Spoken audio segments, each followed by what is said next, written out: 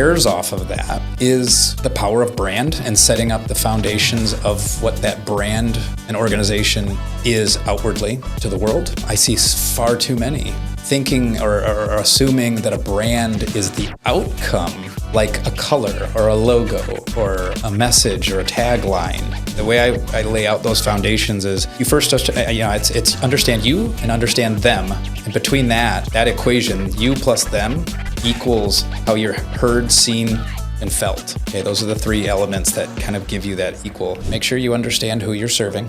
Make sure you clearly understand how you as a brand or as a founder yourself is positioned to serve that target, and make sure that you're always open to learning and adapting and being agile. I think that's the real advantage that startups need to maintain, is the agility factor that the large organizations don't. Perfect. Well, thank you for joining in on today's SWYFT Chat. If you are in product development or in a hardware startup, you are going to want to pay attention today, because in the podcast studio, live in person, we have Michael Seeley. Michael, thanks for joining today. Sure thing. Thanks for having me. Man, this is so exciting. I'm excited to learn not only a little bit about your background, but get some knowledge and advice pulled out of you. So I really appreciate you taking the time to share your knowledge and join us today. Absolutely. So why don't we start right off with that? What is your background and what got you into what you're doing today? I always love that question. So let's start at the very beginning. I mean, I'm a 18-year product brand developer, industrial designer by trade. So really started out, I like to say classically trained and biologically wired to figure out consumer solutions, right? Really find opportunity through problem identification and create consumer solutions. I can take you through the whole journey here from, my schooling and then starting out actually in a very diverse background, starting out in aviation, believe it or not, and business jet refurb, and actually going through the experience inside of a business jet and how those layouts and experiences are for clients. Spent a couple of years there, and then was able to move into various product development roles within a little company called Whirlpool Corporation, where I was able to experience product development beginning to end in various different roles. So starting out with learning how to take ideas from inception all the way into production. And doing that and learning what I like to call the story of compromise, right? Understanding what really people want, but then understanding how the company can make it, how they can sell it, and understanding what it takes. The second portion of that career is moving more through the advanced. I always had my eyes set on the advanced, the future of home and the experiences that people can have beyond current day. And I was lucky enough to travel around the world and actually do advanced development for Whirlpool in many different categories, many different regions. The third part of that journey was able to take that not just by category or product type, like cooking devices and refrigeration devices, but then being able to apply that across all of those products together through brand. And so as I take you through this journey of where I've been in my career, it's a toolkit, right, that I've built over time. And I love to apply in what I do now.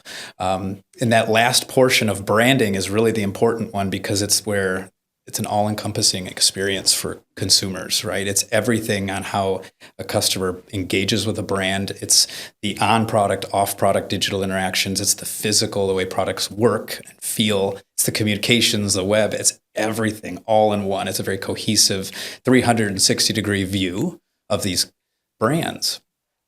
And that again, through that career set, I was fortunate enough to jump from that corporate environment into the startup world. And so that's another thing that I love to speak through in my background, is that I have this balance between, the corporate environment and the resilience that corporations have and the agility that startup world has and needs. And now spending, about 6 years out in the wild, I like to call it, in startup land, and working with various levels of maturity from, stage 2 companies that are onboarding their design and innovation internally to aspiring entrepreneurs or entrepreneurs just starting out, early stage ventures and things like that. And so my favorite thing to do, as you can see, going from an industrial designer, somebody very specific in developing physical, and digital solutions for consumers, into now being able to coach, in essence, not just large organizations, but even entrepreneurs and startups, and bridge the gap between ideas and viable business, right? So I love speaking through that journey now with the context of corporate experience and startup experience, starting with desirability, okay? Creating things that people want, things that they need, and then working through the feasibility, how it works, how it comes together, how it's built, how it's made, and then coming in and finding out, the viability, how we make money and doing that. And I think that's why, from a designer, how I apply this in I would say, a unique positioning. We lead with design first. It's design-led venture building.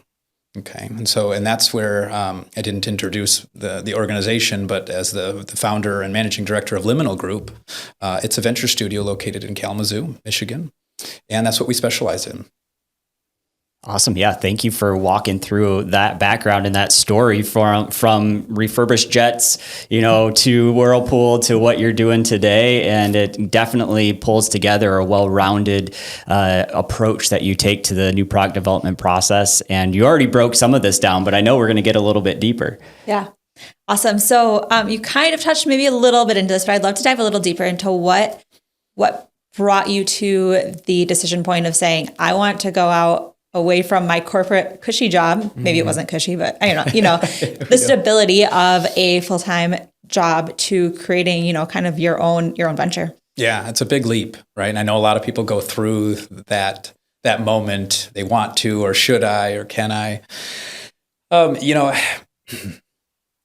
I don't know if it was a direct plan. That's, I think, what I want to be clear with everybody is that there's things that come in and opportunities. I've just, again, I think, wired for this, and maybe certain founders and entrepreneurs are wired that way to embrace ambiguity.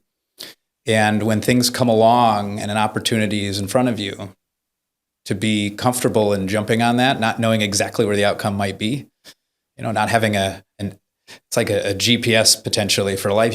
You need to know the next turn, maybe not the destination at that immediate moment. And so just real quick, I like the way you said that, embrace ambiguity. I always say thrive in chaos. I don't know if those are exactly the same, but somewhat. You got it. I mean, some of us love that. Like, some of us absolutely love navigating ambiguity. Finding the beauty in the chaos is what I actually would love to say too.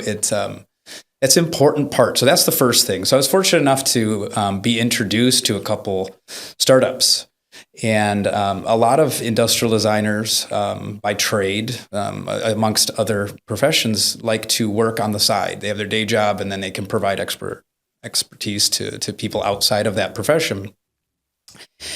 And there was a couple opportunities that were, enticing enough, exciting enough, and went well enough that I just made the decision, right? I just had to I'm trying to think back. I just this is what we're going to do. This is what we're going to move forward and do. And I think a lot of that roots in the love for the process and navigating the process as much as the outcomes that we're developing and that I'm, creating.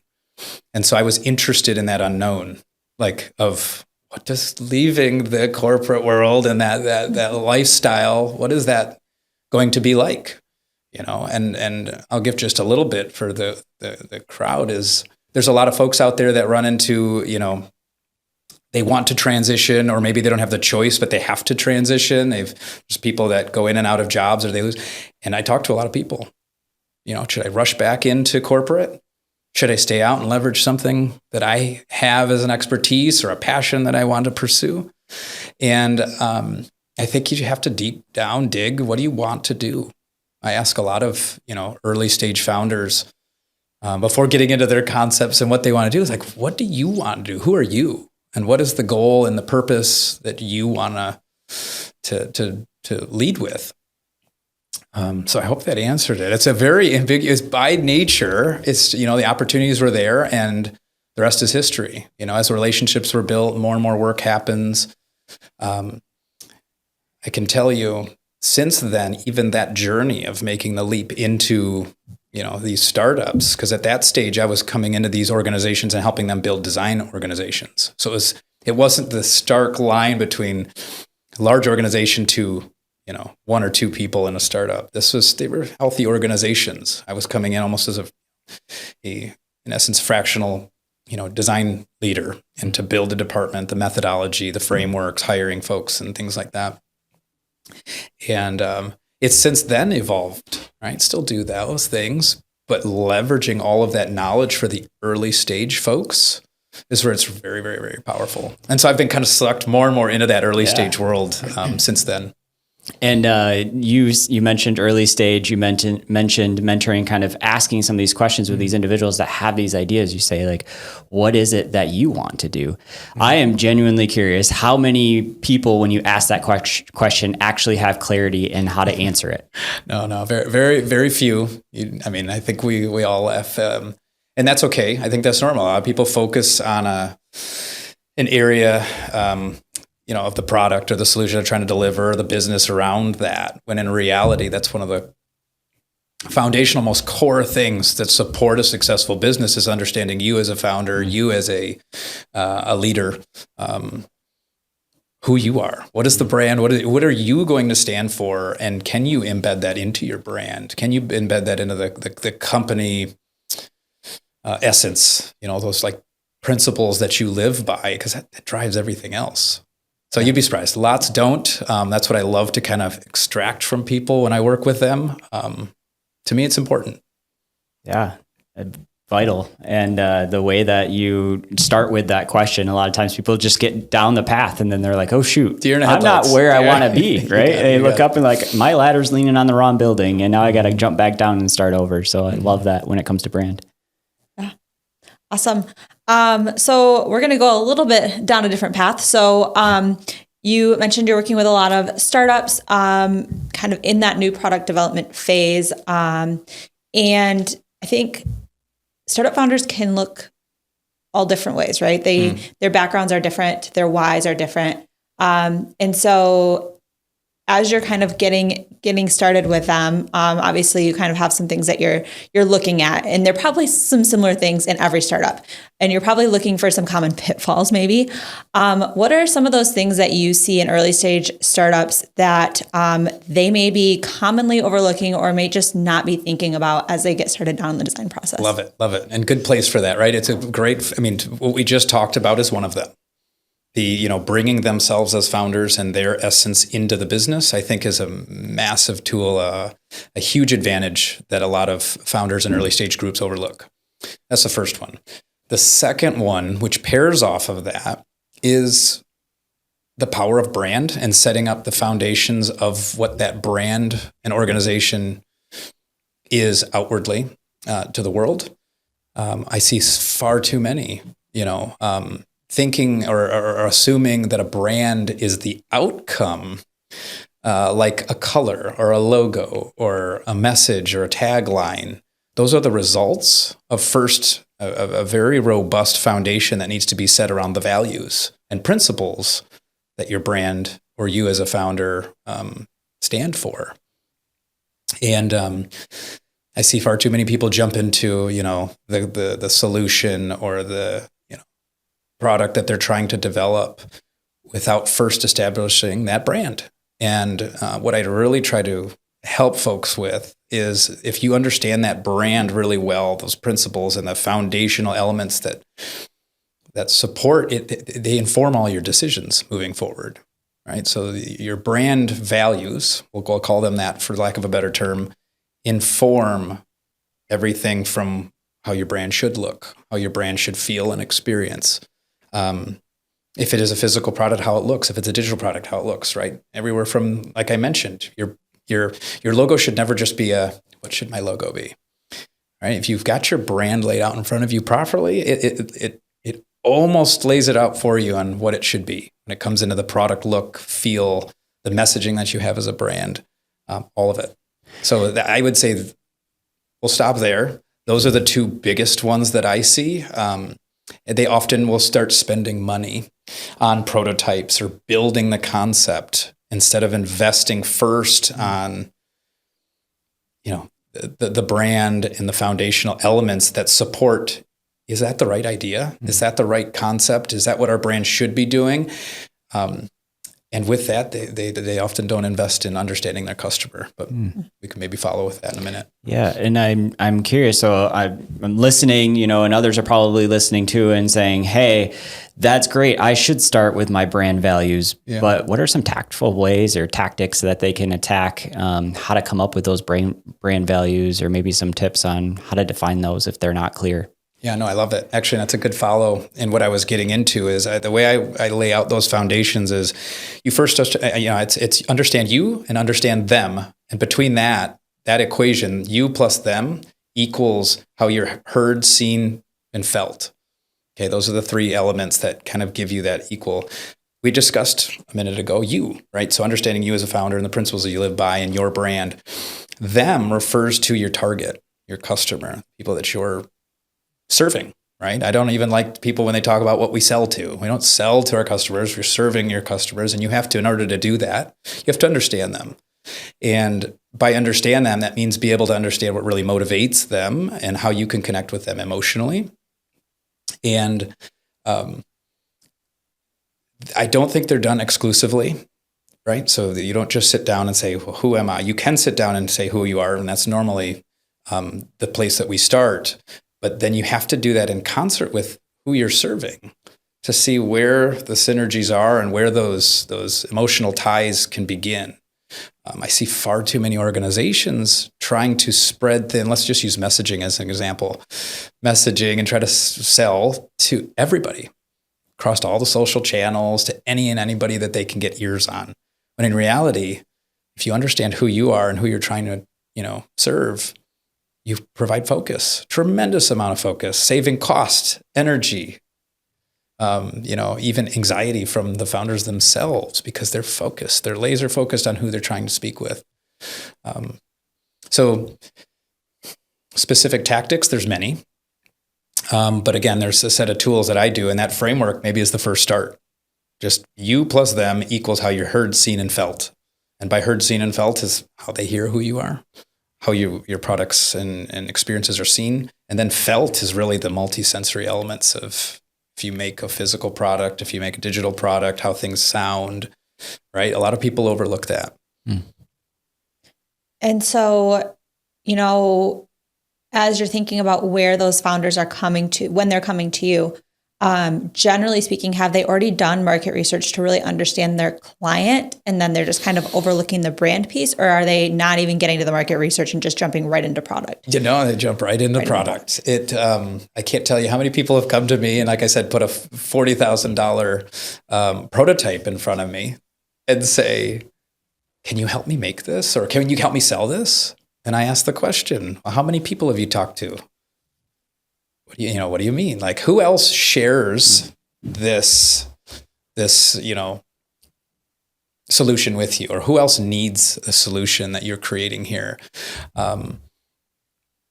They often don't. It's a very underutilized, underleveraged tool, we'll call it, or method in developing success in the long term is deeply understanding the market.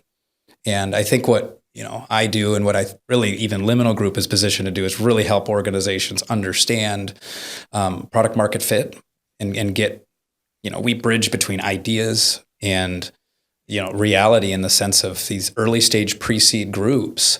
Product market fit, if done really, really, really well, in essence is a form of de-risking. You understand intimately that there is a solution needed, or a problem that people have a need for a solution in, and you deliver on that, and you can show that other people, and then there's a market that is needing this and wanting it. Fantastic de-risking method to go for, even if you're asking for funding. You're wanting to go and start your seed rounds, or you want to talk to an investor individually. Most folks overlook that. They start with, we've got a product, we know how to make it, we know we're going to sell it for this, but they don't have to your point, the market figured out. I know that there's some ways you can do like crowdfunding, right? You can go through and just survey people. You can do a Google search or ask ChatGPT, but what are some of your favorite ways to determine if you have product market fit? Well, so many.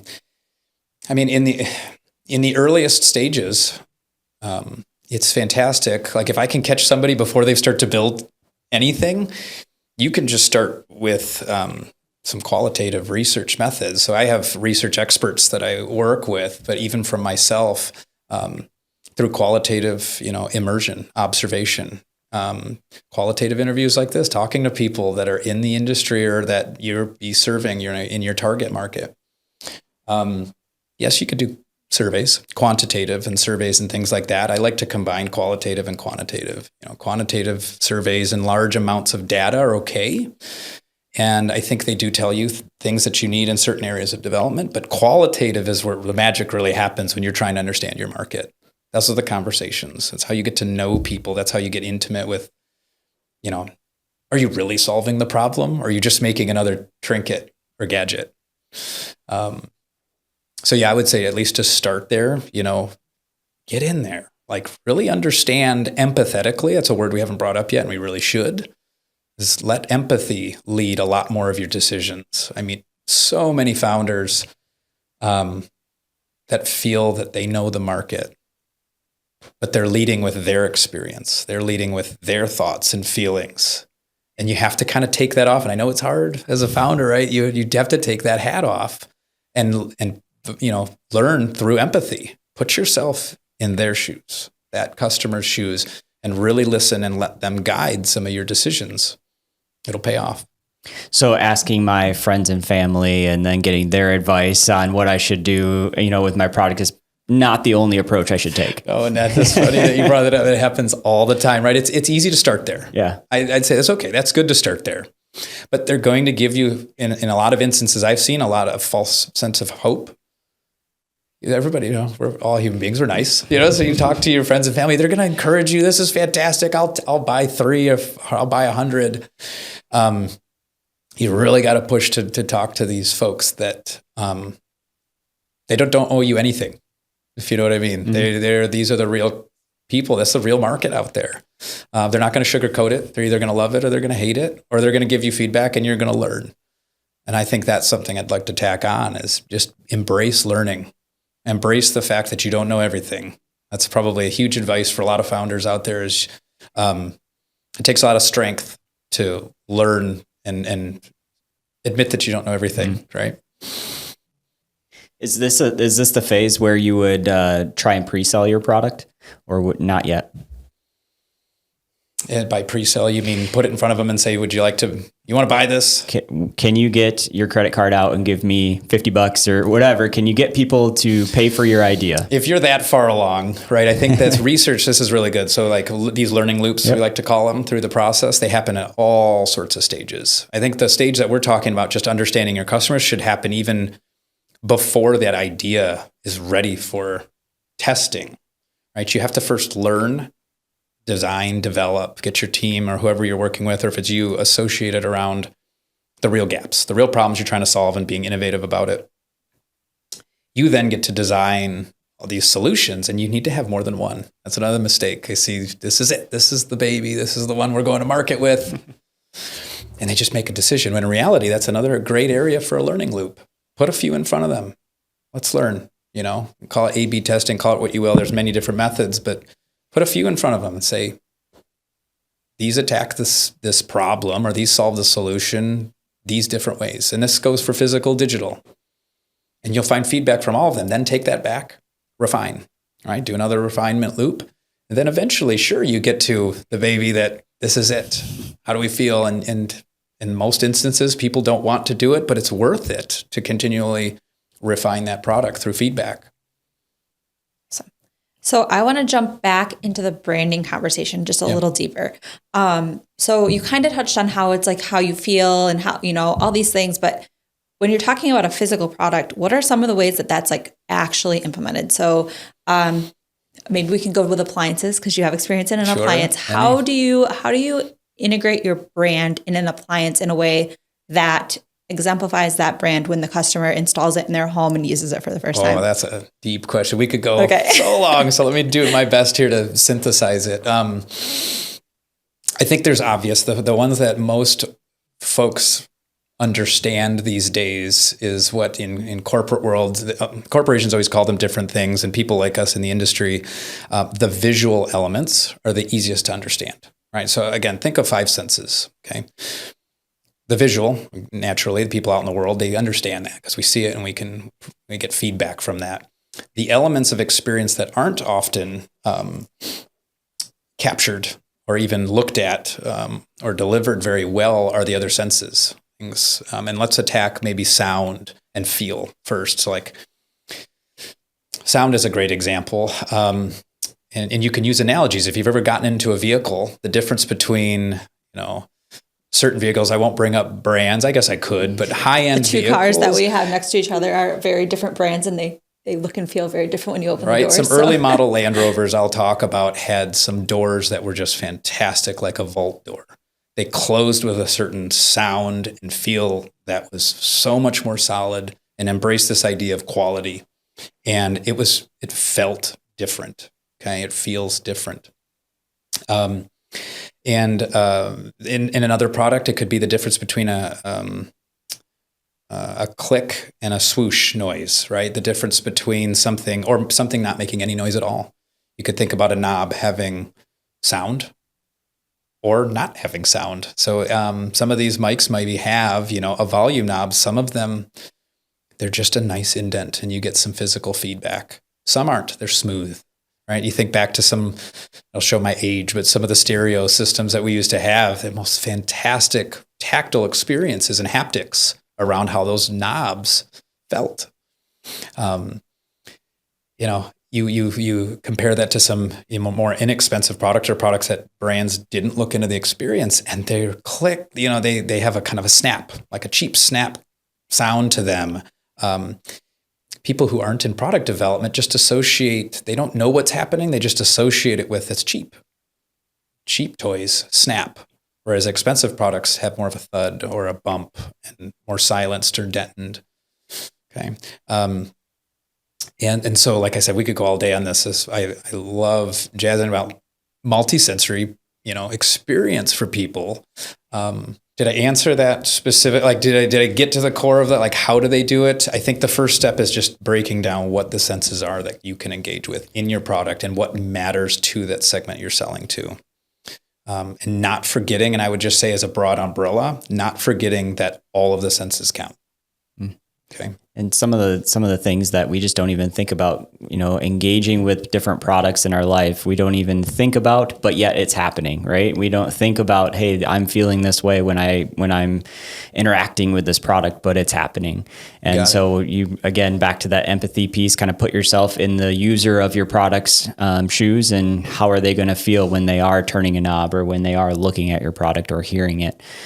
Great or example. Or smelling it if you're me. Well, yeah, no, it she is doesn't funny. have to see it. She's just like, whoa, that's a cheap product. Stinky. But it happens. It's a fantastic point. It's like we all are out there in the world, and you have to remember that you're a consumer, a customer as well. And if you can and I do help a lot of folks do, like most of us just go about life and we don't think about those moments. We don't think that when we pick something up, we are actually analyzing it. We are thinking and judging. Like we are making judgments on the product and experiences every minute, but we don't normally think about them. The key is training yourself or somebody like me helping get you to be sensitive to those moments. The next time you're in a store and you pick something up, and you can do this with anything. You can do this with food. That's the funny thing. Food is a good example because there's just top grade, fantastic level food. And then there's everyday food that we all eat. And people can say, well, this is fantastic. But until you've had this, it changes your perspective. And so I think that would be something I would add. Get out there and experience all different, we'll call it levels of the spectrum in potentially that industry that you're getting into or a parallel or adjacent industry. I encourage people to benchmark all the time. What is the best experience? What is the worst experience? And make sure you understand those. Because once you understand what we call the bookends, boy, you've got just a fantastic runway to be able to understand what your competition's doing, but then what's possible. And you have a decision depending on where you place your brand. Where do you want to go? Right. And that in that exercise will help you be more sensitive to what really great, fantastic experience is versus terrible experience. And you start living your life very different. I promise. You go into a store and you start opening doors and you start thinking like, wow, I want to apply that. And you start connecting dots. You start connecting dots between the car that you drive and maybe you're making a handheld electronic. You could start cross-pollinating. I think that's really where the profession of design is so powerful, and specifically even industrial design is so powerful in venture building, because we're just, like I said, we're trained in it, but we're biologically wired to connect dots from this industry that normally would not be connected with this industry. So it's like, just be a sponge, absorb it all. I love that call to action. Go experience the differences between the different brands, the differences between the different touches and feels. And I can see myself just wanting to go to like Home Depot and just like walk down this aisle, and Anna's gonna be like, "What are you buying down?" I'm just experiencing this drill right now. Yeah, no, I know, and it's true, because you can't, because online you go on Amazon, right, and you can experience what it looks like, and you can compare the looks of different products. Then sometimes you accidentally order a cabinet that looks like it should belong in a dollhouse because you ordered it on Amazon. And so you're bringing up an interesting point here, and I don't want to go off course, but I think it's really important. We are a very digital heavy society right now, right? We are losing track of the ability to be able to touch and feel things, but we do know that when we do receive them, you still make that judgment. So I think I've heard a lot of organizations like, oh, it's purchased online. You have to remember that your brand, the products that you sell and the experiences that get in people's lives, if it is physical, they're still going to be there. You don't want to just live on that, well, they've purchased it, so we've won. You want to build brand, and you want to make sure that they will eventually, experience these things. And that's how you retain customers, not just attract them, but retain them through the quality and experiences. So when you're selling a product online, you're actually reading reviews, right? And so you're reading about the experiences that others have had. So then is it super important? I mean, and you don't know what type of experience that reviewer has had with other products. So have they felt the high-end product when they got this one and said, this is the best one that I've ever had, right? Mm-hmm. So how do you, when you're reading, I mean, we don't have to dive into this, but it's just has me thinking, when you read through reviews, you have to look at that individual, the way that they use other products, potentially know about the reviewer. So you say, hey, is this someone like me that would honestly feel the same way when they interact with the product as I would? Mm-hmm. So there's interesting kind of rabbit hole that we went down there, but definitely applies to the process and the way to think through new product development. Yeah. And so kind of along those lines, so you work through this whole process of all this branding, all this time, effort, energy to make this product perfect, hopefully, for your target market after you've done all this market research. And now you're ready, right? How do you test that it is truly, exactly what your target market wants? Do you just kind of throw it out there and hope it sells? Or is there some kind of testing that you see that really predicts how successful a product's going to be in the market? Yeah, so I heard two words there. It's like perfect or exact. It never is, right? I think that's something we've got to embrace. When you're doing something new and novel, you're innovating, you've got to be okay with, again, continual learning. So I do see a lot of analysis paralysis, right? I see it all the time. Got to get it perfect. We got to get it just right before we get out there. In certain instances, that may be part of the plan, and that is okay. I think the more that you need to invest up front in physical product, right, you have to invest a lot more up front than you do in digital, right? I've worked with both types of teams, right? Digital folks they're very pragmatic. They want to get it out there. We can always push an update. Well, physical product developers don't have that luxury, right? You're paying for tooling up front. You have a lot to get done that needs to be done right. You can't say perfect, but done and optimized before you spend on it, because it takes a lot to go back. It's never perfect. I think that's the thing I want to land on. But what they can do is, it goes a little bit back to the research, right? This is where you can ask people. It's always good to have, not just do your pre-production prototypes that you're testing and things like that, but even having these beta phases are important. They're very important. It depends on the product. Sometimes I encourage soft tool, experimentation up front, not just for cost savings, but to be able to allow learning, trying to help them develop products so that there are certain areas of the product that could potentially be updated, can grow, can change without massive impact to the rest of the product. So I hope that answered it. It's never perfect. Yeah, but there are ways, that's right. again, I always keep in mind, you got, don't just think once you've gotten and you think you know the market that you have to leave your target aside and then deliver to them. Keep them engaged constantly. I think developing a really close network of loyal customers to test with is important for early stage, right? Keeping those early adopters, those early evangelists close as kind of your support team, if you will, that keep in, because they're the ones that have been there the whole way, and they can help you learn and grow so that you continue to optimize as you go. Awesome. All right. So I have one more question that we'll end on. Prepped you a little bit for this, so we'll see what you've come up with. If you had one piece of advice that you think is relevant to most or almost all of the founders that you talk to in the startup space, what would you tell them as a piece of advice that?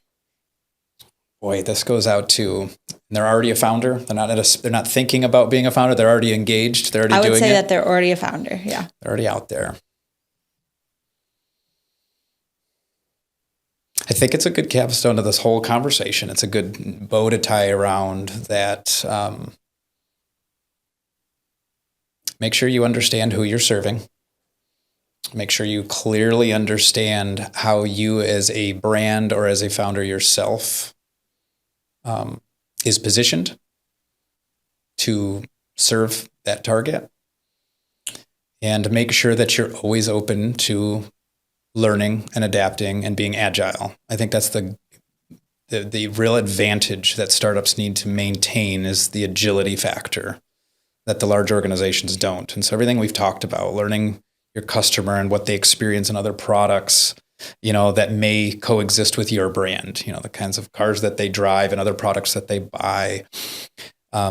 Knowing that intimately is going to be the advantage, and keeping that core, group of customers close is going to be the advantage.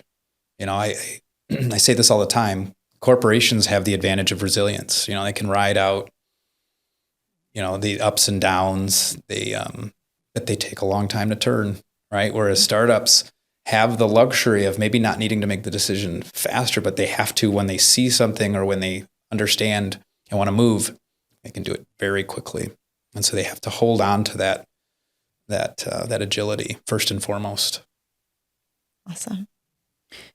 As you were kind of wrapping that up too, it just gets me in the idea that as a founder, you have to have open mindset. You have to be open-minded, willing to adapt and change and just learn and not just get stuck. I know you said analysis paralysis, and sometimes that's just, as a founder, you saying, hey, it's got to be perfect. It's got to be, everyone's got to love it. It's got to be for everyone. And no one can say they don't like it. And sometimes that's just fear of failure, fear of putting it out there to get real feedback. You just got to open up and just listen. You got it. Adjust if needed. You got it. I'm going to add one more thing here, because I think this is a big one that we hadn't talked about, which is don't scale too fast. See a lot of groups that, and again, I think this is why it's important to understand your purpose up front. Like as a founder or as an organization, don't chase building an empire. Don't chase the money side of things, or stay focused on the solutions you're providing, right? Don't just scale because you feel that makes you look successful and that you are achieving success or what other people think is success, right? And that's kind of pointing to that agility factor. Don't scale too fast. I see way too many organizations, they get excited, they fund, they start selling product, and they scale because they've been looking forward to it in their life. They've been looking forward to being a team leader and buying a building or having a team. Just resist that. Like, be a real agile, organization, and make sure you know your organization well enough to not scale too fast. It's an amazing piece of advice to close on. And Michael, thank you so much for joining in the conversation today. Tons of value on brand, and really as a founder, some hard things to think about, but some important things to think about as you're launching your product. Yeah. And if you want to connect with Michael, maybe we'll throw your LinkedIn in the comments or in the notes, that if anyone wants to connect with you, that they can reach out. Is that a good way to connect with you? Fantastic. Yeah, I'd say, and if you're curious on what we discussed, even with Liminal Group, we can go to liminalgroupventures.com. it's a really good breakdown on what we're trying to do with educational content and how we're trying to position not just for existing founders and early stage startups, but also for aspiring entrepreneurs as well. Awesome. Yeah. Thanks again for joining today, and thank you for sharing your knowledge. Thanks for having me.